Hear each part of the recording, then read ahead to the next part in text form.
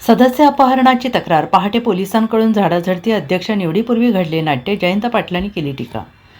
सांगली जिल्हा परिषद अध्यक्ष निवडीच्या आदल्या रात्री म्हणजेच मंगळवार दिनांक 17 रात्री पोलिसांना भूमिका पार पाडावी लागली. राष्ट्रवादीच्या काँग्रेसच्या अजित पवार सदस्यांचे अपहरण करण्यात आल्याची तक्रार आल्याने पोलिसांनी पहाटे 3 वाजता हॉटेलवर धाव घेतली. भाजपाच्या ऑपरेशन लोटसचा धोका टाळण्यासाठी महाविकास आघाडीचे सदस्य गेली 2 ते 3 दिवस महाबळेश्वर आणि कोकणात फिरत होते. मंगळवारी ते कराडमध्ये एका हॉटेलमध्ये एकत्र आले. बुधवारी सकाळी थेट जिल्हा परिषदेत येण्याचे नियोजन होते. त्या दरम्यान आमदार जयंत पाटील यांनी पहाटेपर्यंत हॉटेलमध्ये सदस्यांशी संवाद साधला. ते बाहेर पडताच काही वेळातच उमरजच्या महिला पोलीस उपअधीक्षक हॉटेलमध्ये सहकाऱ्यांसोबत आल्या. राष्ट्रवादी काँग्रेसच्या अजित पवार सदस्यांच्या अपहरणाची तक्रार आल्याचे त्यांनी सांगितले आणि त्याचमुळे सर्व 6 सदस्य त्यांच्यासमोर हजर झाले. त्यांनी आपली ओळख सांगितली. 4 सदस्यांनी स्वतः राजीखुशीने येथे आल्याचे सांगितले. पोलिसांनी त्यांचे छायाचित्रण केले आणि या धांदीत 2 सदस्य मात्र बाहेर पडले. अर्थात बुधवारी त्यांनी प्रत्यक्ष मतदानावेळी भाजप युतीच्या उमेदवारांना मतदान केले.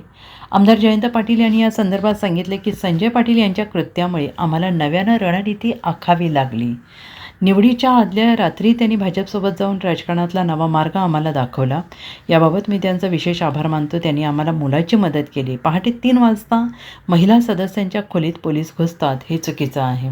नाही, सगळे सदस्य एके ठिकाणी गेलेले तर आमच्याकडे आलेले सदस्य स्वतःहून आलेत का हे बघा म्हणून तपासण्यासाठी रात्री 3:30-4 वाजता त्यांना जाऊन खोलीतनं उठवणे, महिलांना उठवणे, पोलिसांनी थोडंसं गमती केल्या. पण ठीक आहे, ह्या सत्तेचा दुरुपयोग करणाऱ्यांच्या विरोधी आमची ही सगळी आम्ही संघटित झालो आहे.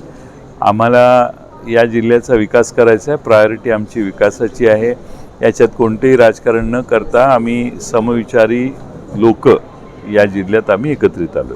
साहेब, तरी अजितदादा पवार गटानं आपल्याला पाठिंबा दिला, पण 2 संजय काका असतील त्यांनी दिली, पण बाकीच्या सदस्यांनी आपल्याला पाठिंबा नाही. संजय काकांचे मी विशेष आभार मानेन, कारण काल संध्याकाळी आम्ही स्ट्रॅटेजी ठरवली आणि काका पलीकडच्या गोटात आम्ही जायच्या संदर्भात काही गोष्टी झाल्या, चर्चा झाली आणि त्याप्रमाणे त्यांनी तिकडं जाऊन तिकडच्या गोटातली माहिती देऊन आम्हाला जे मौलिक सहकार्य केलं ते विशेष वाखाणण्यासारखं आहे.